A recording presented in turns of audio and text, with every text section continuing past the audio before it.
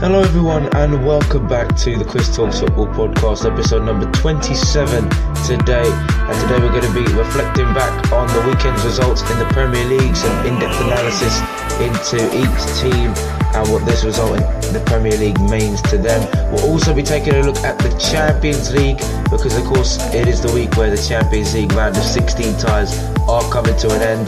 Tottenham are playing tonight, Liverpool are playing tomorrow. Well, it depends when you watch this, in fact when this recording comes out, but a lot of teams participating in the Champions League. Hopefully we can get some good games as well.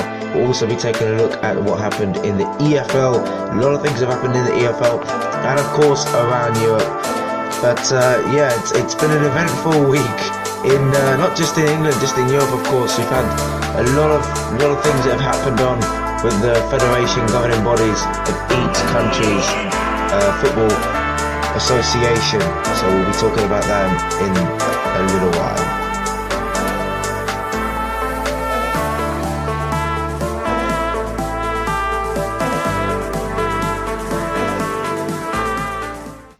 So then, match day number 29 in the Premier League, and probably the biggest result was one that happened yesterday in the Manchester derby, where Manchester City suffered their second defeat in 4 games.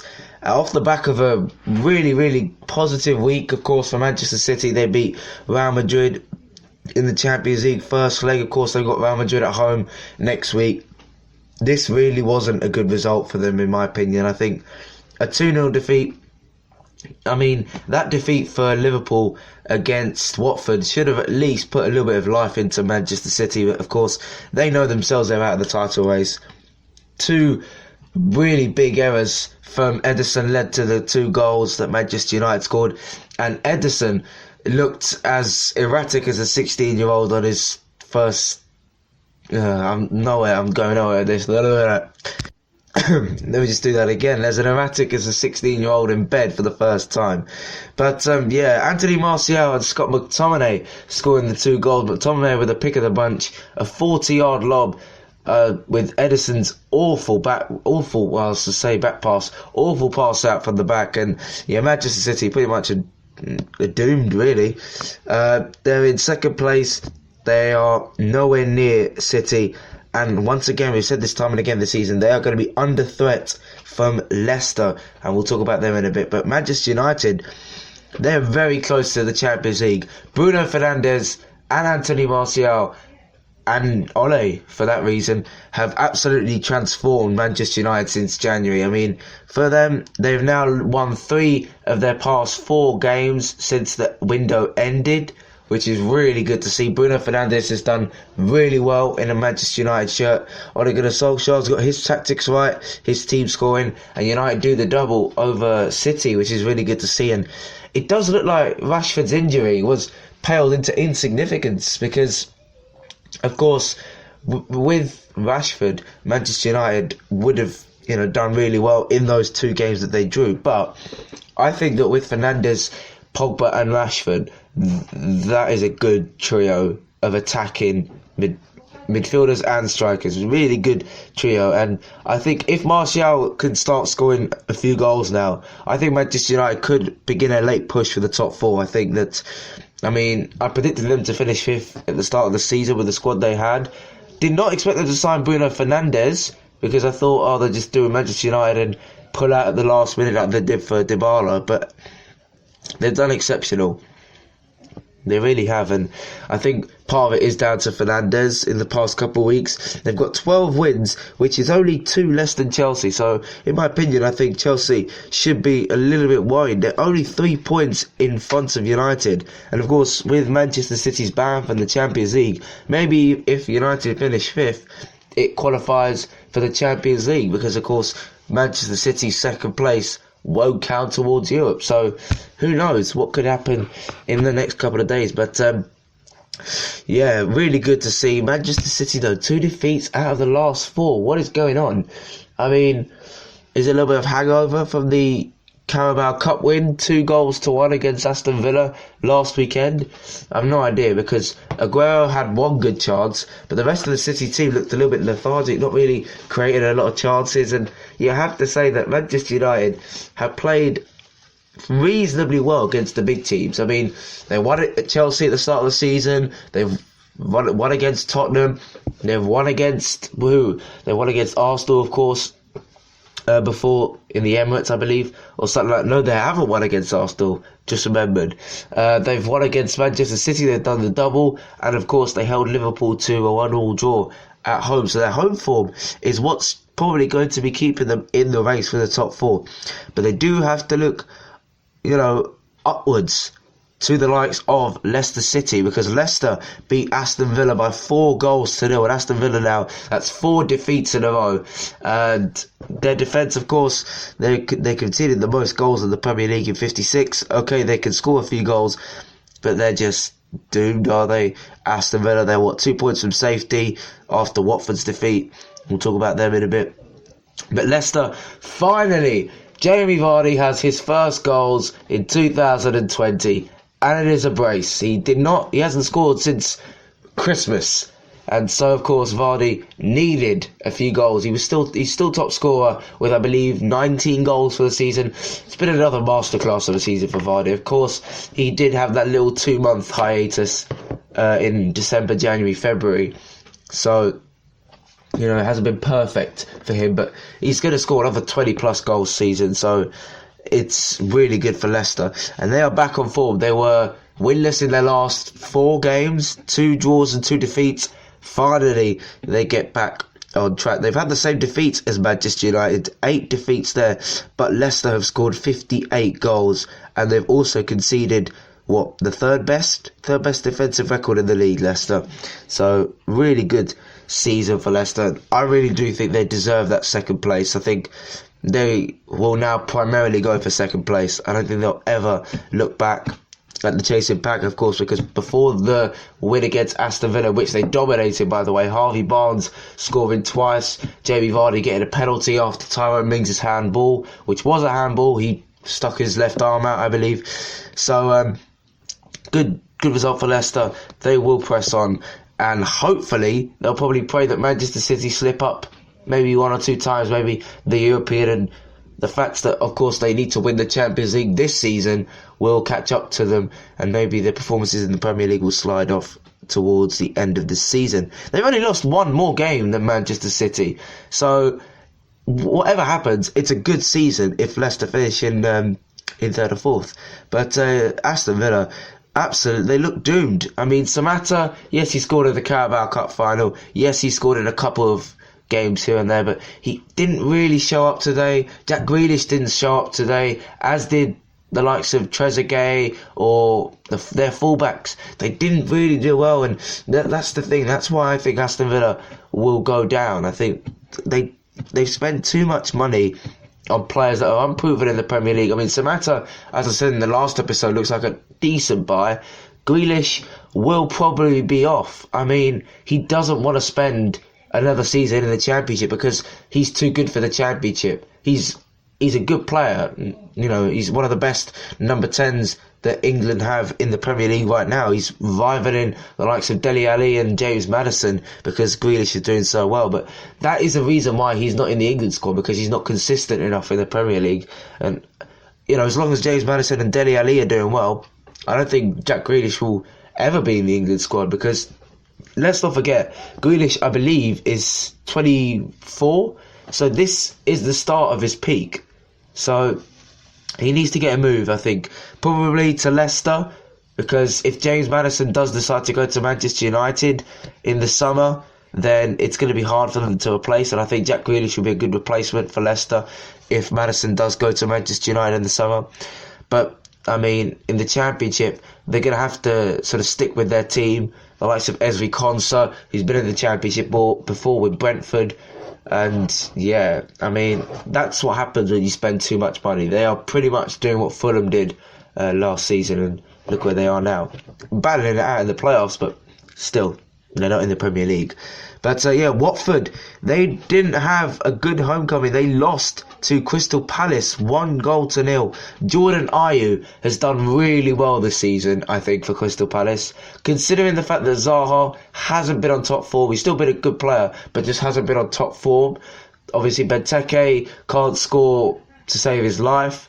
And Cenk Tosun's only scored 1 goal and then got himself injured. I think for Ayew to have, almost double figures this season, very good. And I think he should stick around for Crystal Palace next season.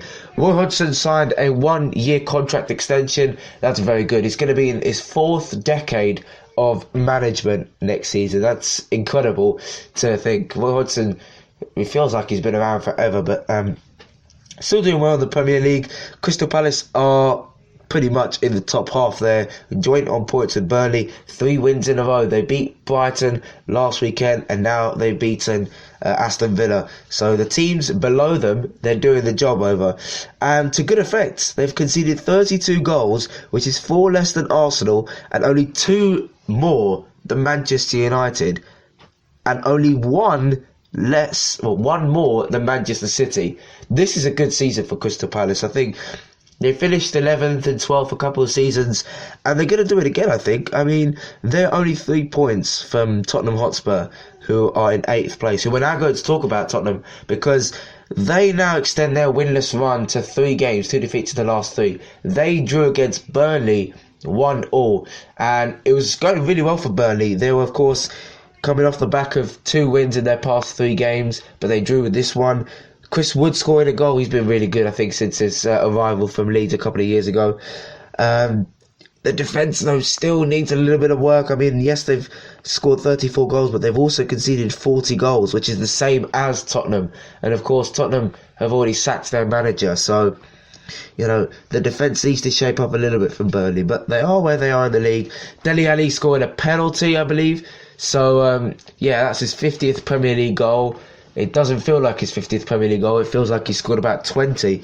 But, for Spurs, the big blow for Spurs, though, is they've got Heung-min Son out for this game against Leipzig, which they've just got underway. They've also lost Harry Kane. They've also lost their signing from January, Steven Bergwijn. And Jose Mourinho says that he's not going to come back until the end of the season. That's another big blow. Tottenham have been really unlucky with injuries. They've been, I think, them and Manchester City both have been so unlucky with injuries. Of course, City's injuries are probably what cost them the title, or a big chunk of their points advantage to Liverpool. But they haven't really done well. They have to play now a lot of players who, of course, aren't really experienced. Of course, I believe Troy Parrott, the Irish striker, who's quite young, he played in the game against Burnley. Of course, they shouldn't really rely on him, even though he's a good young talent. But, Spurs just not really having a lot of luck with injuries. The good news is, though, Harry Kane could return in a couple of weeks' time. But still, I mean, it's hope. Well, I was going to say it looks hopeless. It doesn't look hopeless, but it looks really, really bleak for Spurs at the moment, especially in the league table. But Burnley, they're doing really well. Draws, they've had a lot of them. Let's just say Burnley, they've had quite a few draws. They've had, 6 draws, Burnley. So, they're still getting results on the board, but they need to be worried for the likes of Crystal Palace, because they are catching up fast. But, going back to Watford and their game against Crystal Palace. Crystal Palace, of course, I touched on them. I'm going to talk about their defence, because Gary Cahill has been absolutely immaculate. James Tompkins has been good. Their midfield has been really good this season as well. The likes of Max Meyer and James McCarthy and James MacArthur. Of course, both of them signed for Crystal Palace. But for Watford, they're still in it. They're still in that relegation zone. They've got as many wins as Brighton, 27 points. There are 3 teams locked on 27 points.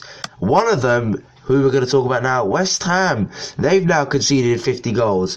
And West Ham, they haven't really had the rub of the green, really, because they really should have won their game against Arsenal, in which Alexandre Lacazette scored the winner in, due to a VAR decision for offside. In my opinion, I think Lacazette was onside. He was level with the defender. But the likes of Mikel Antonio and Sebastian Haller both had chances for West Ham, and you need to take them. They lost the most points from winning positions in the Premier League, and that defeat was West Ham's 16th of the season, the same as Bournemouth. And yeah, I mean, they need to start getting results on the board. They need to get Haller keep scoring as well. Jared Bowen, I thought, did well against Arsenal. He had a chance early on, but Arsenal didn't really have a lot of chances until the second half, of course, and then Lacazette scored the goal in the second half. Ozil was a little bit quiet. He did okay, though, in the second half, I guess. But West Ham, the likes of Antonio, who had that header from 6 yards out, free header, should have really been hitting the back of the net from there, Mikel, and he knows it. It was a big chance for West Ham, and you consider the teams around them who lost, it's an opportunity missed, because West Ham could have easily climbed into 15th place. So you have to take these chances, especially when you're near the bottom of the table. But for Arsenal, they still try and search for that Champions League place. They're only 5 points behind Manchester United, and that's their third win on the spin. Really good to see that. They've recovered from that humiliation in the hands of Olympiacos, and now they can focus on... they've been knocked out of the FA Cup. No, they haven't. They beat Portsmouth. They can now focus on probably a season of trying to qualify for the Champions League, and maybe going quite far in the FA Cup. I think Mikel Arteta could go for the FA Cup. Of course, he won it once or twice with Arsenal. I think he won it once with Arsenal against Hull City. That was really good. So yeah, he'll probably look to win the FA Cup as a player, but also in his first season as manager. That would be really something special for the Arsenal fans, especially when they haven't won the FA Cup since 2015. But yeah, as I said, West Ham, you need to take their chances. They've lost the most points from winning positions or drawing positions. But yeah, other games that went on. Newcastle beating Southampton by 1-0. Southampton went down to 10 men. Moussa Djenepo, the Malian winger, I believe, got sent off for a blatant red card, stamping on Isaac Hayden. Alan Saint-Maximin, who's been Newcastle's best player this season, scoring the goal. That means that Newcastle United end their 4-match winless run, and they are now very close to the top half of the table. They're 2 points behind Everton in 12th.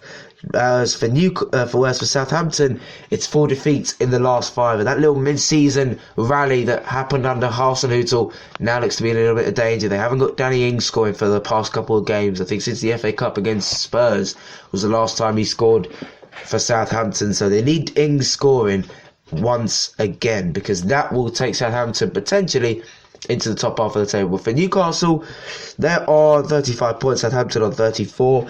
Both have 9 games to go, and I think if they get another 2 or 3 wins each side, they will be safe. I think that every team from 15th downwards is in danger, and I think out of those teams, I don't know, it could be Brighton who go down, because we're going to talk about Brighton now, because Brighton lost to Sheffield United. Billy Sharp, the old-timer, 33 years old, scored a lot of goals in the EFL, scored over 200 goals in the EFL.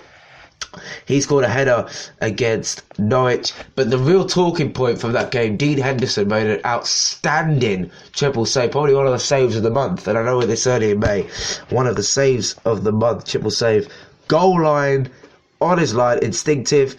And is he good enough for the number 1 spot for England? They're playing Italy in 3 weeks' time at Wembley. Not in Italy because, of course, of all of the stuff that's gone on there, which we're going to talk about in a little bit while. But yeah, there's a lot of talk saying that he should be given a chance in the England squad, and I think he should. I think he's now proved himself. I think he's proved himself, Dean Henderson, to be one of the best goalkeepers in the league in the sticks, and that's really, really good to see. I did not expect Dean Henderson to have such an outstanding season. But yeah, I mean, now we're talking about the Champions League. Latest score, Atalanta, who beat Valencia 4-1. They've just gone 1-0 up. So yeah, really good to see Atalanta getting through, because of course they're doing quite well in the Serie A. But yeah, Henderson's had an outstanding season in my opinion. He's really been the reason why Sheffield United have got such a good defence in front of them, and they can do big things, Sheffield United. They obviously want to go for Europe. That's absolutely fine by me. They can do whatever they want because they've done absolutely brilliantly. This was the Championship fixture last season. Norwich, though, 3 defeats in their last 4, so that hiatus in their win against Leicester didn't last long. That's now 18 defeats. They've lost most games out of the Premier League, and they've only scored 25 goals rather, which is the joint lowest with Newcastle. So of course we know where their goals lie. Timo Pukki has got around about half of Norwich's goals this season, but obviously for Norwich to stay up they really needed to score a lot more, and of course he just hasn't been doing that because Timo Pukki is not good enough for the Premier League. There is a reason why he's failed at both Brøndby in Denmark and Celtic in Scotland. So yeah, maybe he's good enough for the Championship, but maybe not good enough for the Premier League. And he could be off this summer, you never know. Maybe interest surrounds him in other clubs, maybe the likes of Brighton and Newcastle, of course, who themselves need a goal. Joe Linton hasn't really been scoring a lot. And of course, Sat Maximan, you can't really rely on a winger to get your source of goals. But Sheffield United, as you can see, 3 wins in the past 4 games, 2 points behind Manchester United and 4 behind Chelsea. It's absolutely great what Chris Wilder has done to that side, and I really rate what he's done. Liverpool, of course, they continued on their march towards the Premier League title. Sadio Mane and Mohamed Salah scored 2 goals as they beat Bournemouth by 2-1. And Bournemouth, after a decent result against Chelsea at home, they took the lead with Callum Wilson, and I really wanted them to set up defensively so they can grab a surprise result and distance themselves from the relegation zone, but it did not happen. We're not going to talk about Wolves versus Brighton. That's probably one of the most boring games I've seen in 2020, let alone this season. But yeah, finished Wolves 0, Brighton 0. Brighton still hovering above the relegation zone. Wolves chasing that Champions League place. Manchester United only 2 points in front. And probably one of the most shocking results, Everton came in here, decent run, but they lost against Chelsea. Everton, of course, came in having only lost 1 of their previous 4, but they lost on Ancelotti's return to Stamford Bridge a decade after winning the League Cup double with them in 2010. And it was a whitewash. Mason Mount, Willian, Pedro and Olivier Giroud scoring the goals. I have to say the first goal for Chelsea was absolute quality. Mason Mount has been really good this season. Willian's contract, I believe, is running out this season. Pedro's getting a little bit older as well. And of course Giroud in January, with all those rumours about him going to Inter Milan. I think Giroud should stay. I mean, he's done really well for Chelsea. Let's not forget, he's a big game player. Not only did he score at Wembley in the FA Cup semi-final against Southampton in 17-18, he scored a goal in the Europa final in Baku last season. That's really good to see from Giroud. He is a big game player, and I think that's what Chelsea are missing, the big game players. Their only big game player, in my opinion, in Hazard, was sold last season, but there's a reason, because of course they had a transfer ban, and of course they're not in the Champions League, and Hazard is too good for the Europa League.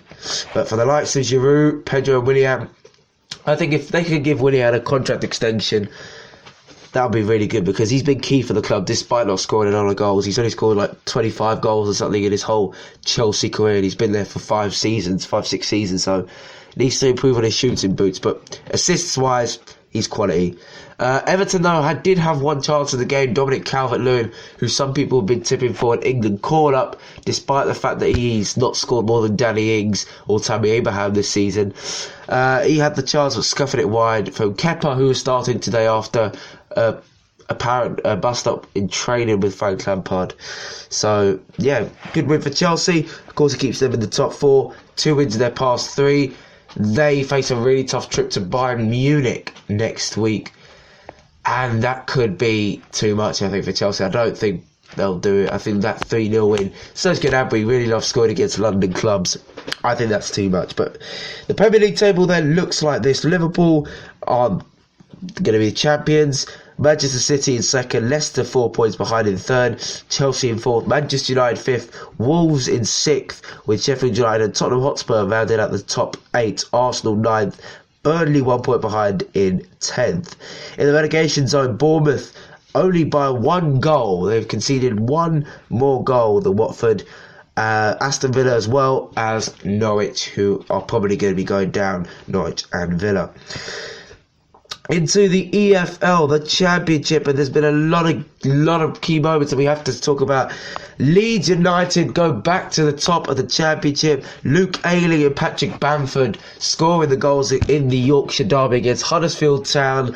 Huddersfield, of course, who've been doing well themselves under Danny Cowley, distancing themselves from the relegation zone. They did really well, and yeah, Leeds United go back to the top of the table. That's because Swansea held West Brom to a 0-0 draw. West Brom lost to Wigan last weekend and they drew against Swansea. So maybe their hopes for the Championship title started to go out of the window a little bit because they've only won 2 of their past 5 games. Leeds United, 56 goals, not the most. They are the 3rd highest, but I still believe that they should go for a striker, even though they've got JKA in Augustin.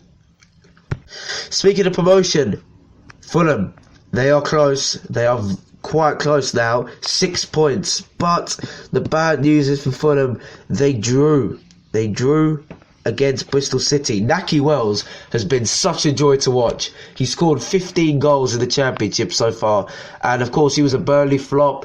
He didn't really do well at QPR. So, yeah, really good to see Nahki Wells on the score sheet for Bristol City, of course. So, yeah, good to see them. Bristol City, of course, themselves looking to be in the race in the playoffs. Of course, they're only 1 point behind, but they're still winless in their last 5. 3 defeats in their last 5 in a row. Brentford finally got back to winning ways. They beat Sheffield Wednesday by 5-0. Josh Da Silva, Brian Mbeumo, Emiliano Marcondes and Tariq Fosu-Henry scoring the 2 goals. Middlesbrough had a really good victory at the Valley against Charlton Athletic. Paddy McNair, the former Sunderland player, scoring for them. Luton Town, they really needed a good result, but they drew against relegation rivals Wigan Athletic. That means that they're still there. Stoke City absolutely annihilated Hull by 5-1. And I've said this time and again, ever since Jan Bowen left Hull, it has been downward spiral for Hull City. QPR continue their potential player push. Eberechi Eze, one of the great talents of the Championship, scoring for them against Preston 3-1. Reading as well, looking to maybe go into the top half of the table. Yaku Mete, Matt Miazga and Pele, not the actual Pele, scoring for Reading against Birmingham. And Cardiff City beating Barnsley by 2-0. Millwall look like they might be pushing for the playoffs as well. Matt Smith hat-trick put them 3-0 winners against Nottingham Forest. And that means the table in the Championship looks like this. Leeds United 71 points, West Brom 70. Those are the 2 automatic promotion spots. In the playoffs, Fulham have locked down that 3rd spot. Brentford in 4th, Nottingham Forest in 5th, and despite 4 defeats in the past 5 games, Preston still hold on to 6th. But it's so tight. Anyone from Bristol City, 55 points in 7th, to Swansea in 11th, 53 points. Any one of those could get in playoff football. And right now, you have to say, it looks like Millwall might be doing it because they have only had 1 defeat in their past 5 games. So really good. Another team in form, QPR, are only 5 points away from Bristol City. They might go for a late playoff push. It's not too late. 9 Championship games to go. But in the relegation zone, Barnsley, after 3 wins in a row, it's 2 defeats in a row. Luton Town, unbeaten in their last 3, 2 of them draws. Charlton Athletic, 4 defeats in the past 5 games. And in the bottom, it's so close. Charlton in 22nd. If they win and other results go their way, they go up to 17th. Because Stoke City, Huddersfield Town, Middlesbrough, Wigan Athletic and Hull City are all locked on 41 and 42 points. With Wigan Athletic going on a 5-match unbeaten run. Hull City losing 4 in a row. They are the Championship's most out of form side at the moment. League One. And it's a good day if you're a Coventry fan, because in League One, Rotherham United, they did not win. They lost 3-1 to Rochdale. Ian Henderson and Matt Lund scoring the goals. Peterborough United, one of their front 3 getting on the score sheet against Portsmouth, Ivan Toney, and that reignites their promotion push. Peterborough, they're up into 4th place, only 1 behind Oxford. 5 wins in a row now for Oxford. What a run they're on. Brown, Dan Hadji as well, scoring goals as they beat Shrewsbury Town by 3-2. And another informed team in League One also is Fleetwood Town. Their winning streak came to an end. 2 draws in the past 3 games. Fleetwood drew 0-0 with Blackpool. Tranmere Rovers, incredible win against Accrington Stanley, gives them survival hopes. Wycombe Wanderers, they did okay against... Who did they go against? Team who could be making the playoffs though. Doncaster have recovered from 2 defeats in a row to make it 2 wins in a row. Their second win coming against MK Dons. Lincoln City beating Burton Albion by 3-2. Coventry, of course, keeping up their push for Championship football next season with a 1-0 win at Ipswich Town. Bristol Rovers lost away at Southend United, a rare win for Sol Campbell's side, and Sunderland drew 2-2 to Gillingham and Mikel Manjon, the Frenchman, scoring a late equaliser for them. That means in League One the table is looking like this: Coventry on 67, Rotherham on 62, Oxford on 60, but then it's 5 teams on 59 points. Wycombe all the way down in 8th, Peterborough United in 4th. That's a lot of positions there. In the relegation spot, Tranmere Rovers are now 6 points from safety after 2 wins in a row. Southend ending a run of 4 defeats in a row. And Rochdale distanced themselves from safety after that win as well. Into League 2 then. And the big result in League 2 is that Crewe Alexandra go back to the top of the table. They beat Stevenage, who look dead and buried, by 3-1. Chris Porter and Charlie Kirk getting 2 of their goals. Also, a rare defeat for Swindon Town after 3 wins in a row. Swindon lost to Forest Green Rovers, who look like they're probably out of the playoff places. Plymouth Argyle, 2 wins in a row against them. They beat Macclesfield by 3-0. Exeter City, now it's 4 games winless for them after a 3-1 defeat at Walsall. Elijah Adebayo scoring twice, including a last-minute 3rd goal.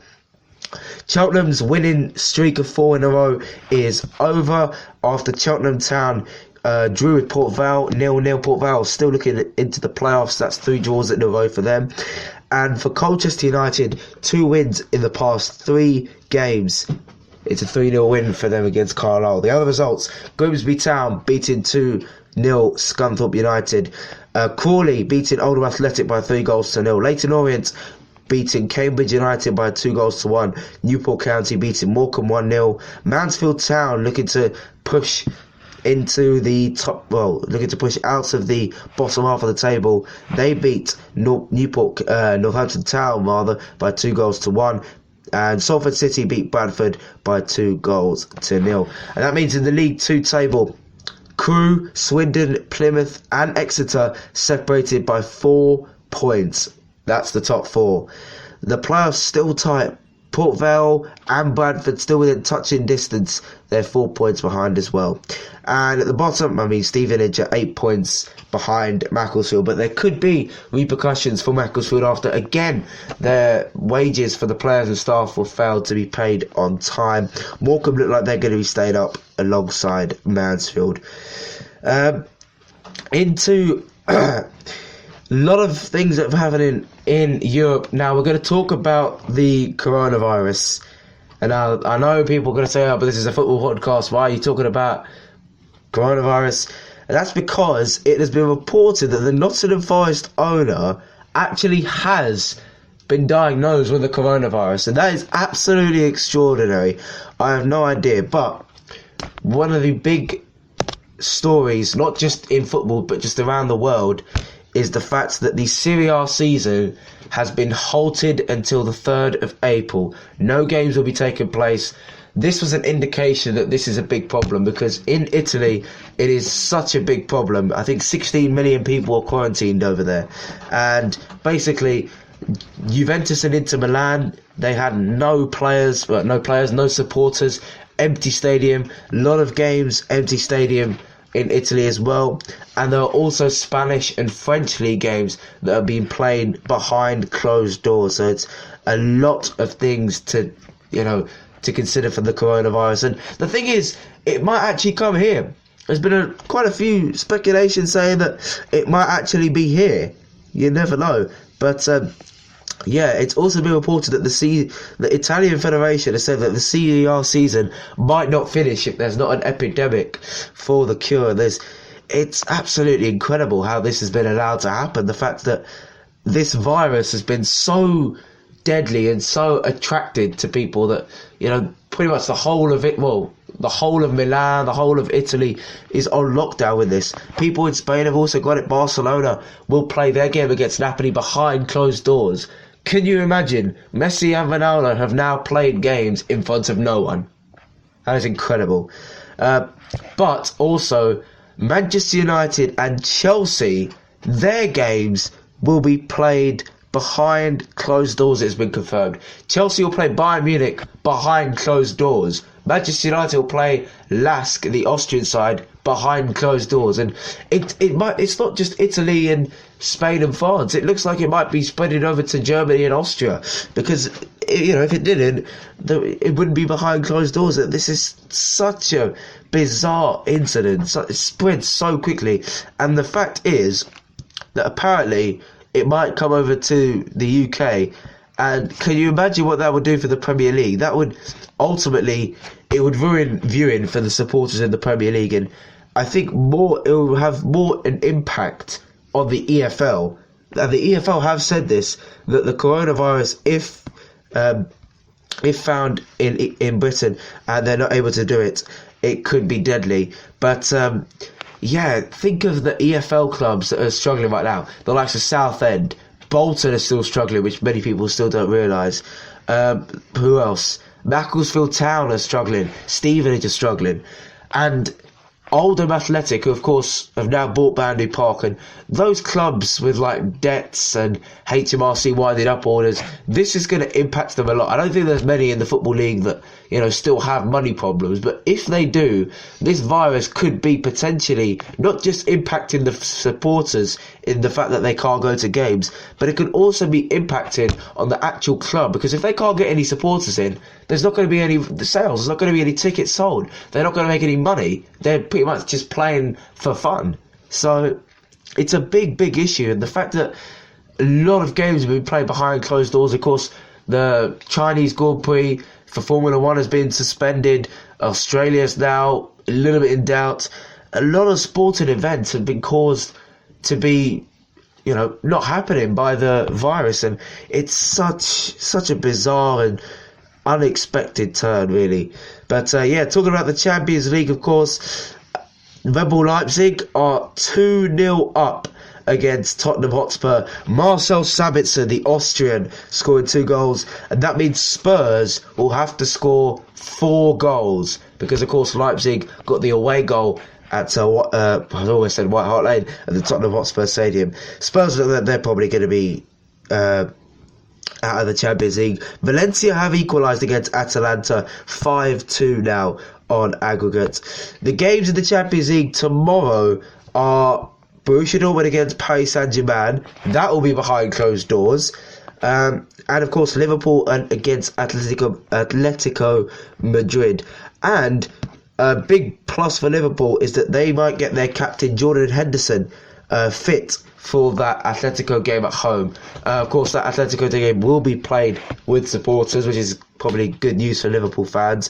But yeah, a lot of things that have happening due to the coronavirus. And also for Manchester City next week, they play Real Madrid at home, and Courtois and Marcelo are actually doubts for that game, so maybe a little bit of a helping hand for Manchester City. But yeah, that is it for this episode of the Chris Talks Football podcast. Hopefully you guys have enjoyed, and if you do have the coronavirus, do not touch your tablet or any other electronic device, otherwise that will be contaminated. If you don't know, please like and subscribe to the channel. If you are new, leave a comment as well. And yeah, hopefully I will see you guys next time, and I'll talk to you soon.